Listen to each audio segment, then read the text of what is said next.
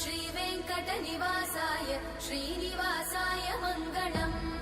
लक्ष्मी सविभ्रमालोकसुभ्रूविभ्रमचक्षुषे चक्षुषे सर्वलोकानां वेङ्कटेशाय मङ्गलम्।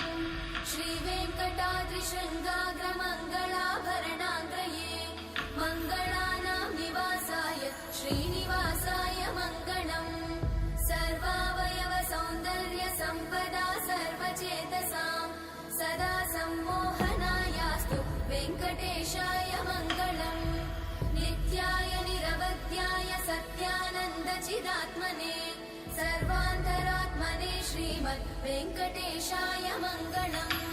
स्वतः सर्वविदे सर्वशक्तये सर्वशेषिने सुलभाय सुशीलाय वेङ्कटेशाय मङ्गलम्।